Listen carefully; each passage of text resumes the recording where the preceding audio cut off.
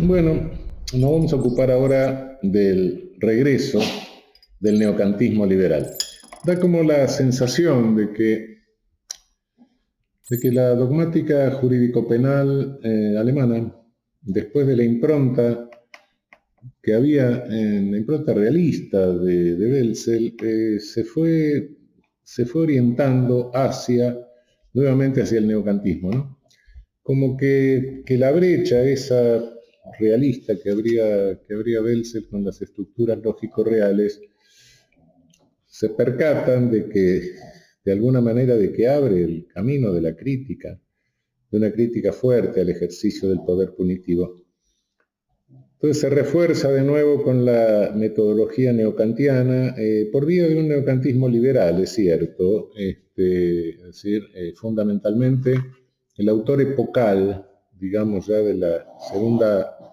del segundo momento de la República Federal, ya la República Federal reconstruida, es Klaus Roxin, que sigue siendo el autor dominante hasta hoy. Digamos que hay una profusión de manuales en Alemania, una difusión de la manualística. Quizá nunca antes haya habido tantos libros generales de derecho penal como en este momento, pero la mayoría de ellos en columna, con algunas diferencias no fundamentales, pero básicamente se encolumna sobre la línea del neocantismo, se vuelve al neocantismo de Baden en su versión liberal. La versión que originariamente había sido de Radbruch, de Max Ansmayer, Helmut von Weber, etc. Roxin es un autor que, se remonta, digamos, su protagonismo a los años 60, fines de los 60, la discusión entre los dos proyectos de Código Penal alemán, el proyecto oficial de 1962 y el proyecto alternativo de 1966. Cuando hubo un proyecto oficial en Alemania, en la República Federal, en el 62, un grupo de profesores elaboró un proyecto alternativo de Código Penal que fue presentado al Parlamento, creo que por la fracción, no me acuerdo si fue la liberal o la socialdemócrata, creo que la socialdemócrata. Finalmente la discusión entre los dos proyectos concluye más o menos en el compromiso que es el Código Penal vigente de 1974. Pero la contraposición del debate de aquellos años era entre un código conservador, retributivo, como era el proyecto oficial del 62, sea por vía kantiana o sea por vía de prevención general, un proyecto que incluso era poco liberal, mantenía la tipicidad de algunas conductas que sin afectación de bienes jurídicos, como la sodomía.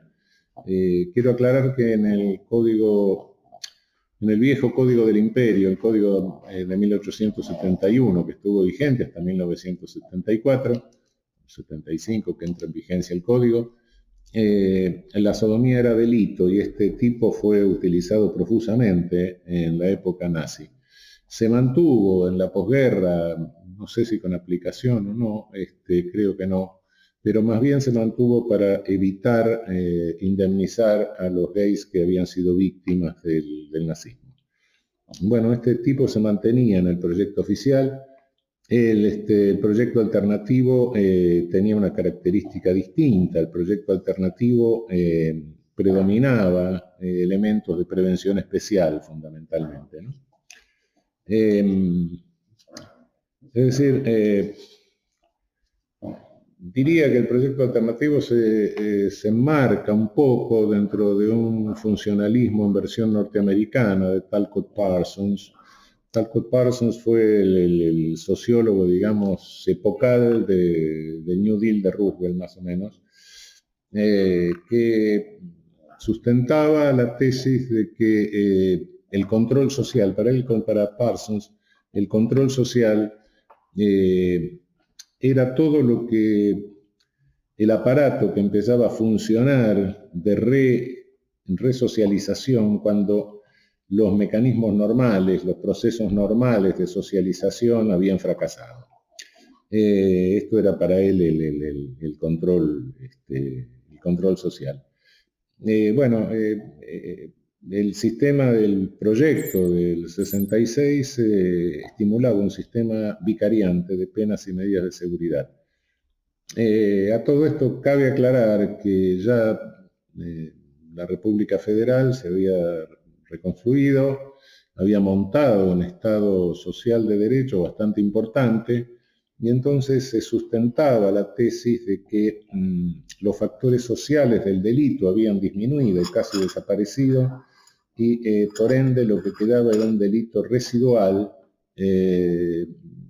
producto de factores predominantemente individuales. De ahí la tendencia a reemplazar penas por medidas de seguridad.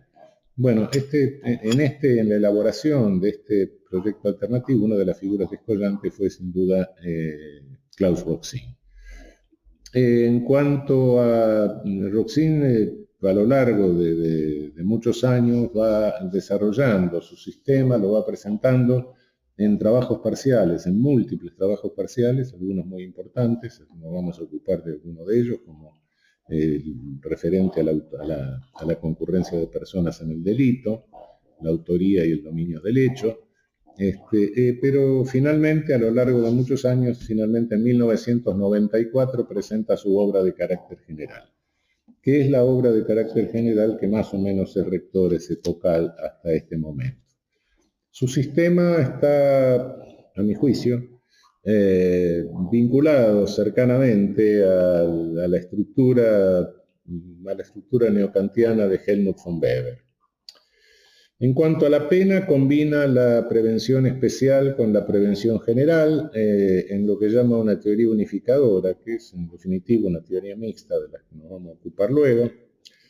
Claro, respecto de la prevención especial se encuentra con el problema, la prevención especial puede llegar a afectar derechos, a afectar la intimidad de la persona. Entonces se encuentra con el problema de qué sucede cuando el penado no acepta las medidas de prevención especial. Y en tal caso, dice que, en caso que no la acepte radicalmente, definitivamente, de cualquier manera la pena continúa siendo funcional por razones de prevención general. Pero también se da cuenta de que puede haber un reclamo de prevención, un hecho puede ser grave y aparentemente por esa razón, tener un reclamo importante de prevención general y sin embargo no tener ninguna necesidad de prevención especial, ¿no? Ejemplifica con el homicidio en riña, lo que sería nuestro Código Penal, el artículo 95. Bueno, hay un muerto, claro, pero no es lo mismo que un homicidio a sangre fría, ¿no? Entonces, en tal caso, dice que habría que hacer predominar la prevención especial, ¿no? El criterio cuantificador de prevención especial. De todas formas, continúa Roxin la vieja tradición que viene de von List en cuanto a la observación del efecto deteriorante y contraproducente de las penas cortas privativas de libertad. Roxin rechaza toda idea de retribución. Dice que el principio de retribución está directamente muerto. Se le observa entonces que sin la retribución no se podría penar a los delincuentes, a los genocidas nazis. Ya no hay, pero en aquella época ya no quedan, quiero decir. Pero en aquella época sí había, y la respuesta de él es no. De cualquier manera, aunque no sea necesaria la prevención especial, queda vigente la prevención general. La medida máxima de la pena para Roxin es la culpabilidad. Es decir, en cualquier caso, él sostiene que no se puede exceder la medida de la culpabilidad, ni por razones de requerimiento de prevención especial, ni por razones de requerimiento de prevención general, etc. Este autor marca un límite liberal interesante, ¿no?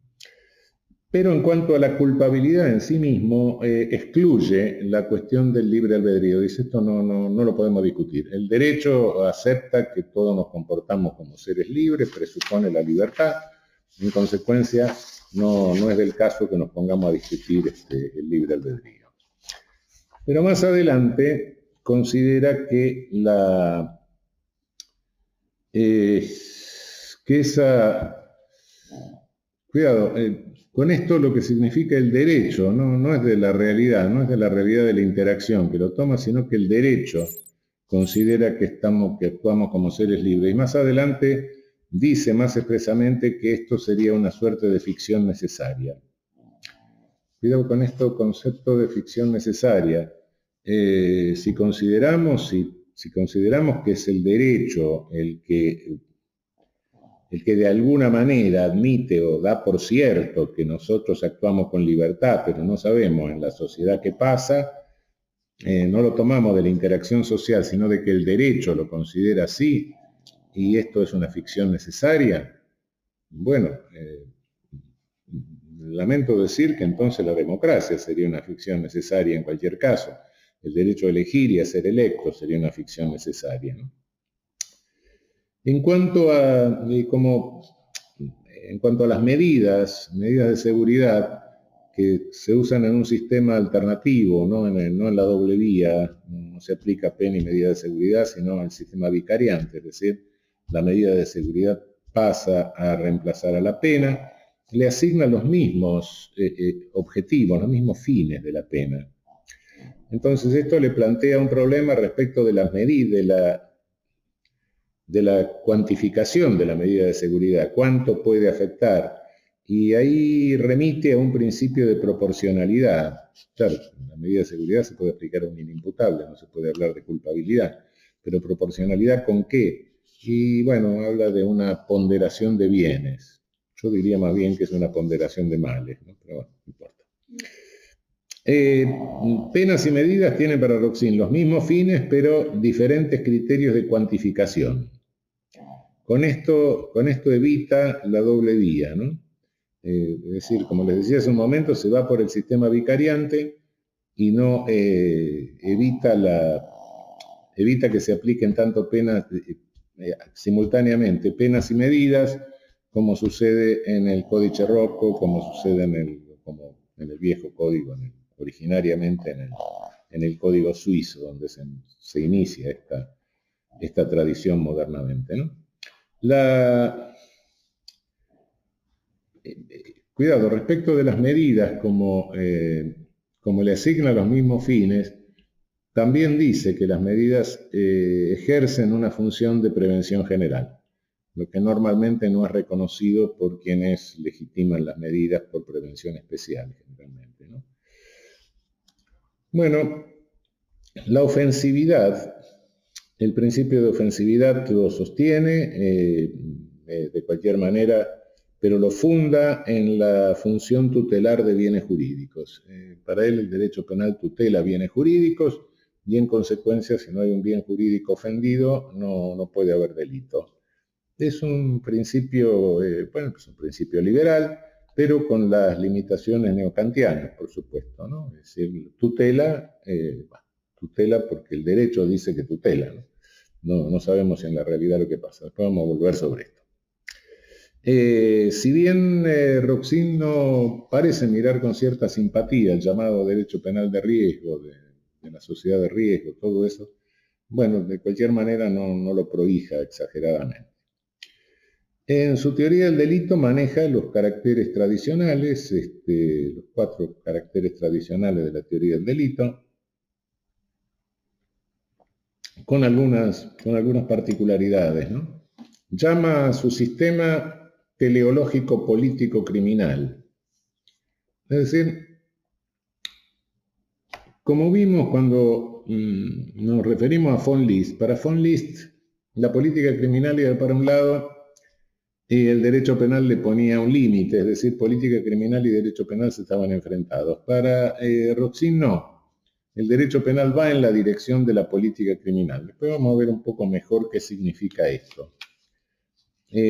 Por eso dice que las valoraciones, cuidado, las valoraciones para un neocantiano son importantes, las valoraciones que hacen a la justicia, a la corrección del sistema, siempre están dirigidas por criterios, conforme a criterios político-criminales, en función de esta de esta función de tutela de bienes jurídicos que le asigna al derecho penal. Por eso, en cada uno de los estratos del delito, a cada uno de los estratos de las características del delito en la concepción estratificada le asigna una finalidad o una función político-criminal, ¿no? Por ejemplo, al tipo dice que le asigna la función de prevención general.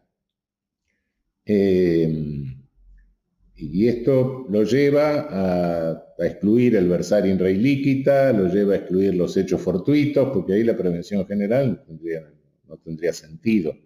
No se pueden prever causas, que no meras causas.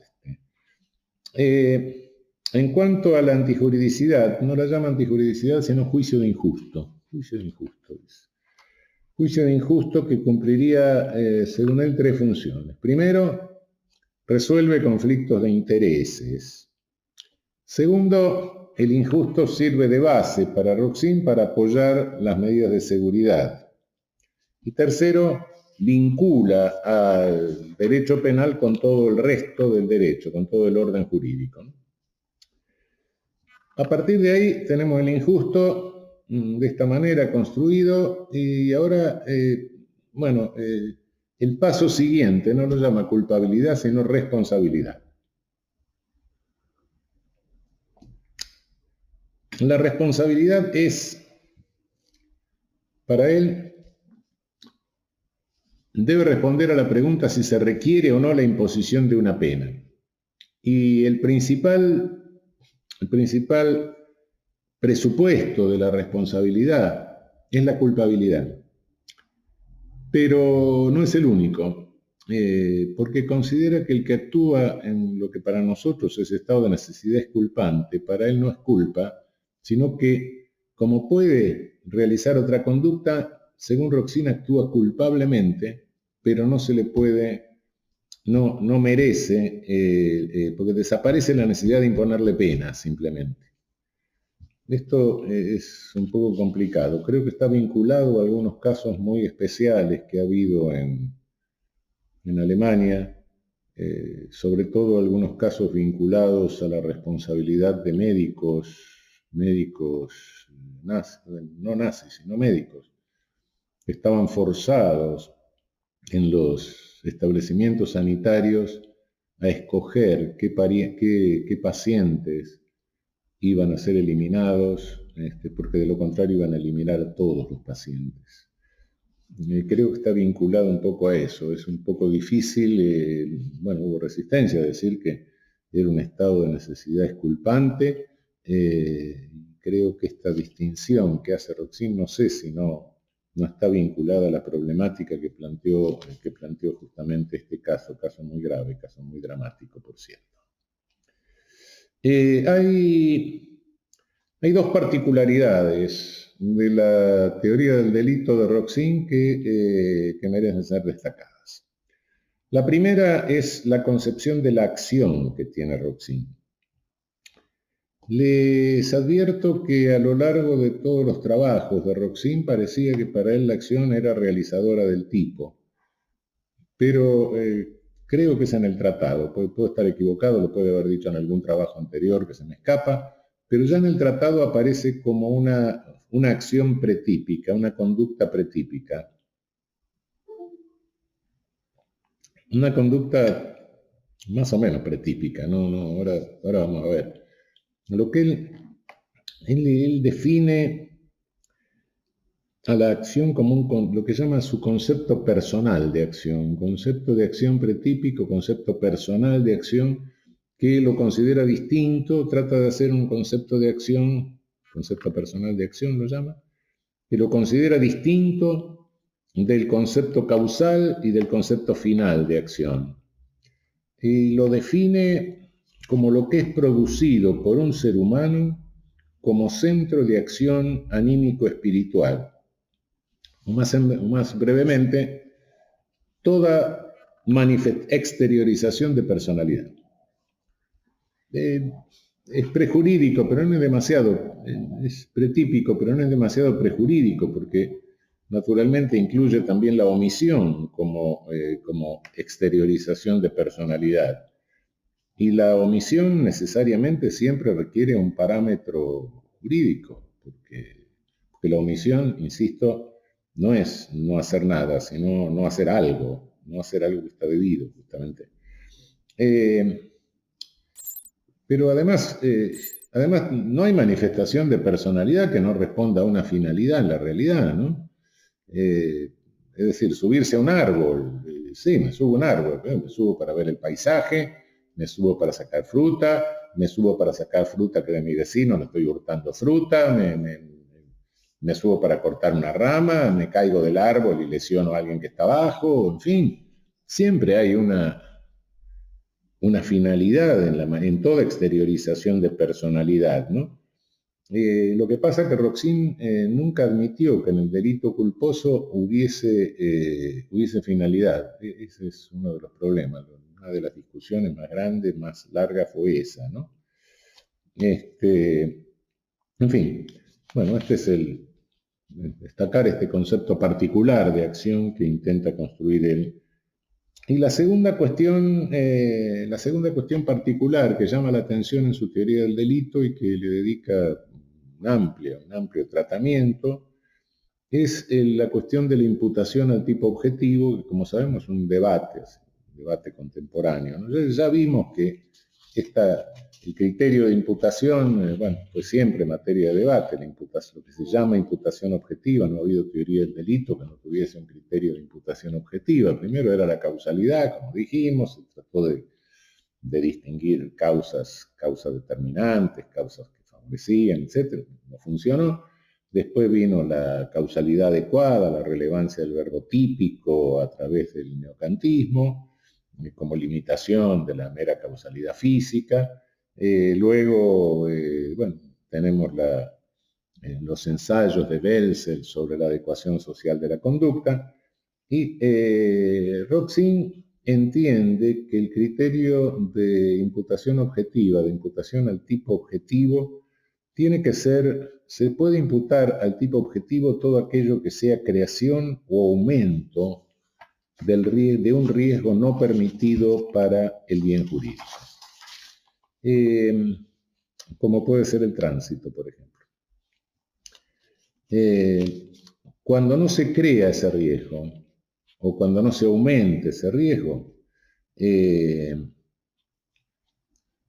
o cuando se disminuye ese riesgo, bueno, el hecho no puede ser objetivamente imputable al tipo objetivo.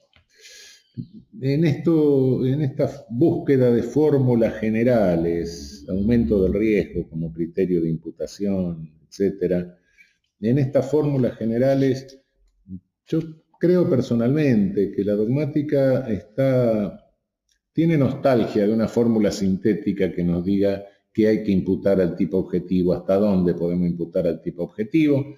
Bueno, la pérdida de la vieja causalidad hasta hoy está generando una nostalgia. Busquemos otra fórmula sintética. Y la verdad es que esta fórmula sintética de aumento del riesgo sí aproxima un poco el bochín, bastante, pero a renglón seguido, el propio Roxin se encuentra con la necesidad de ir precisando excepciones, de ir precisando limitaciones. Es decir, hay una serie de enunciados casuísticos que los resuelven en general bien, los resuelven en general de un modo racional, ¿no? Pero son poco difíciles de remitir a la fórmula general, lo cual da la impresión que a través de esta casuística la fórmula general se desdibuja, ¿no? Se va disolviendo, ¿no? Por ejemplo, aunque no se aumente el riesgo, no permite o debe imputarse objetivamente lo que él llama los cursos causales hipotéticos, ¿no?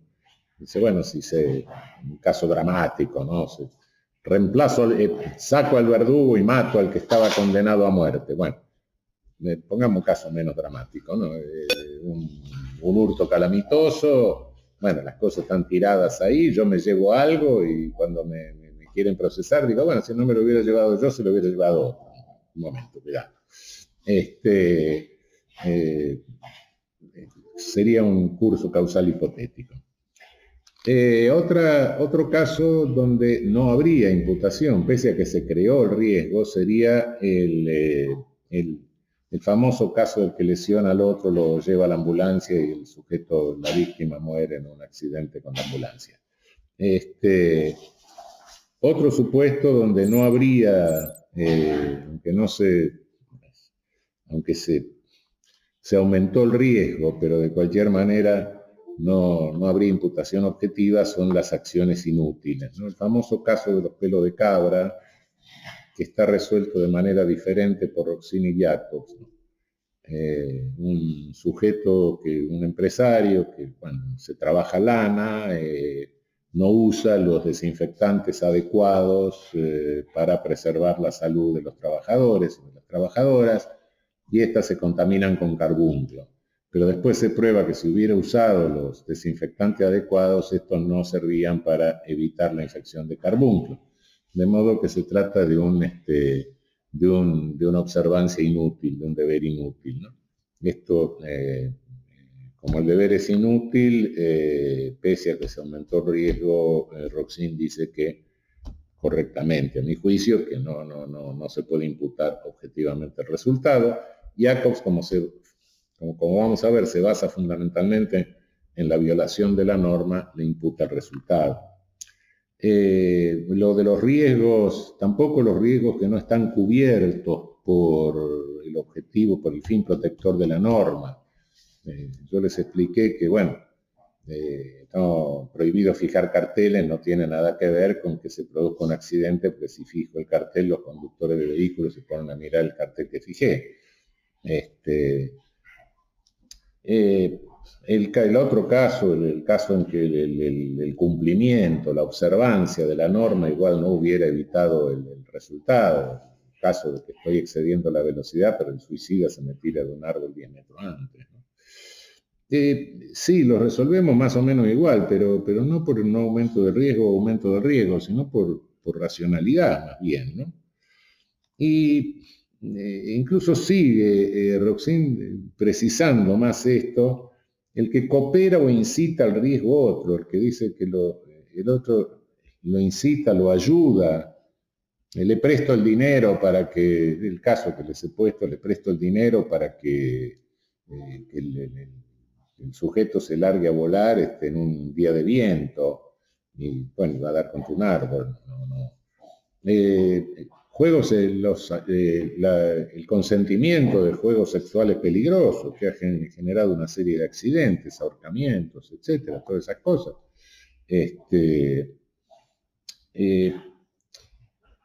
El caso de la esfera de responsabilidad ajena, es decir, el caso de los vehículos que chocan y la policía se carga de trasladarlos, y durante el traslado se produce un hecho luctuoso o lesivo.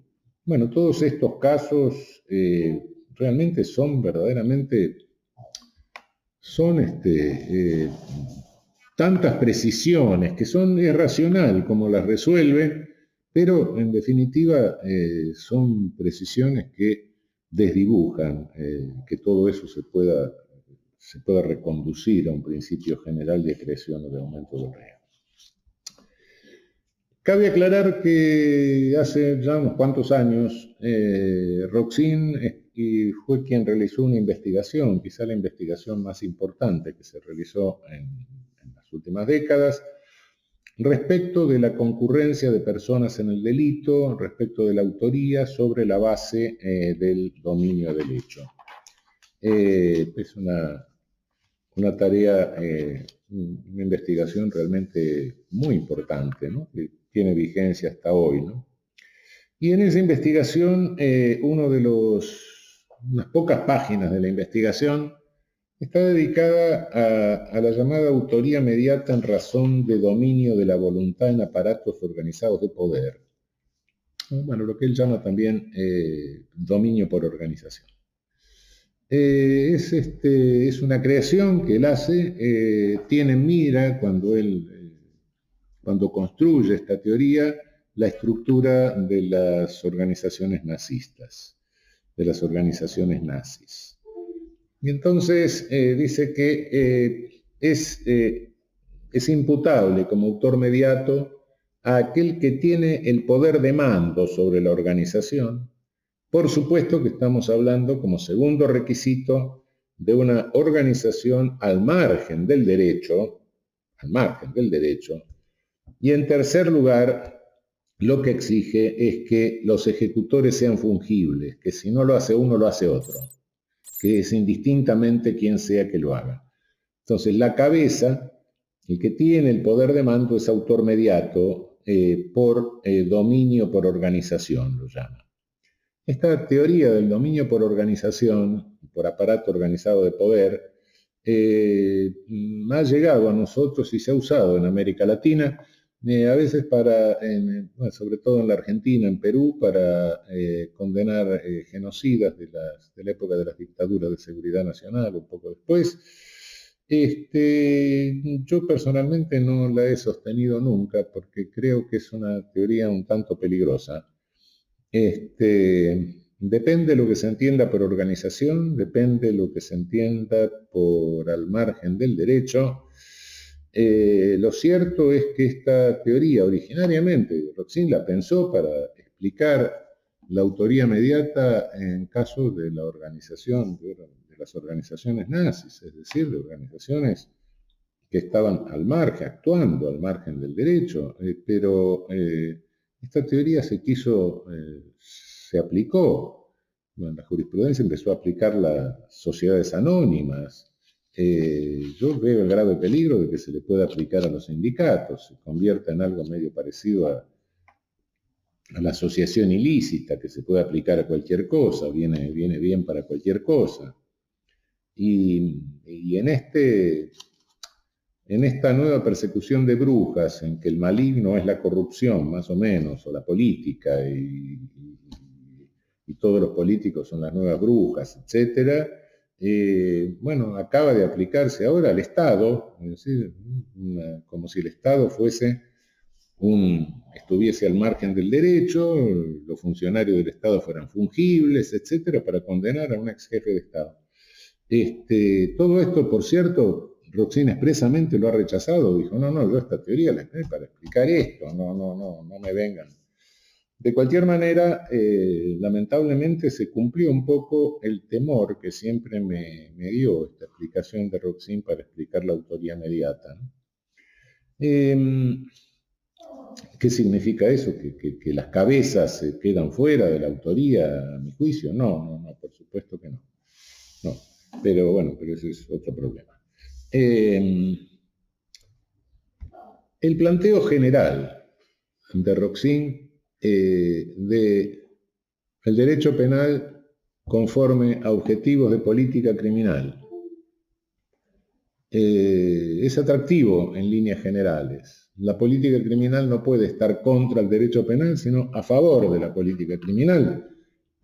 Sí, en líneas generales resulta atractivo, pero cuidado que este planteo general lo hace siempre en el marco de una metodología claramente neocantiana.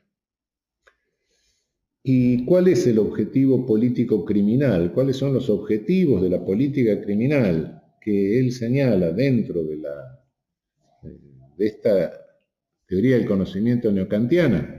Es el fin de tutela de bienes jurídicos. El fin de protección de bienes jurídicos. Bien, sí, pero ¿se puede saber si la norma protege o no protege un bien jurídico solo en el plano normativo? ¿Podemos saber si hay protección de bien jurídico solo en un plano de deber ser, sin cotejar esto con datos de la realidad? La protección o la tutela de un bien jurídico realmente es algo que tenemos que ver si funciona en la realidad o si no funciona en la realidad. Todas las leyes son de defensa, de tutela. Nadie dice hago una ley para agredir a alguien. No, ningún Estado totalitario, absurdo, alternativo, lo que sea, ningún Estado, de hecho, ¿no? Ningún legislador dice, no, todas las leyes son para tutelar algo, son para proteger algo. Pero cuidado, este es el fin manifiesto, esta distinción entre las finalidades manifiestas y las funciones latentes viene de Merton, de la sociología norteamericana tradicional, de hace 90 años, 80 años, 100 años. Robert Merton distinguía perfectamente entre lo que es el fin manifiesto de una institución y lo que es la función latente, o lo que realmente la institución hace. Bueno, cuidado, acá sí, convengo que Roxin retoma el neocantismo liberal, pero tiene esa limitación, tiene la limitación de que ese fin de protección, ese fin de tutela de bienes jurídicos, se queda en el plano del deber ser sin datos de realidad. Y eso no nos permite saber si la finalidad manifiesta, si el objetivo manifiesto de la institución realmente es el que cumple, o si hay una función latente que incluso es absolutamente paradojal respecto del fin manifiesto. Se me puede decir, bueno, pero voy a insistir en algo y con esto termino. Se me puede decir, bueno, pero daría la impresión de que el derecho penal alemán se las arregla bastante bien y los jueces alemanes se las arreglan bastante bien con esto. Es posible, es posible. Es muy posible, no lo pongo en duda. No lo pongo en duda, es posible que para la justicia alemana, para la realidad alemana, esto funcione. Porque andando por Alemania yo no veo policía matando gente por la calle, ni veo una disparidad tan escandalosa o disparatada entre el deber ser de la pena, de la función del poder punitivo, y el ser o la realidad cuasi genocida del ejercicio del poder punitivo como existe en nuestra región. Entonces, sí es posible que esto alcance y le sea suficiente a los jueces alemanes. Pero en nuestra región esto no puede ser así. Porque todo lo que nos impida la introducción de datos de realidad en la construcción del derecho penal nos deja vigente un verdadero disparate, una disparidad que se convierte en disparate entre el deber ser del poder punitivo y el ser o la realidad del ejercicio del poder punitivo. No nos olvidemos de eso. Bueno, la próxima vamos a ver otra versión contemporánea, no epocal, pero que ha tenido importancia en América Latina, que es cierta repercusión en América Latina, que es la visión del sistema de derecho penal de Günther Jacobs.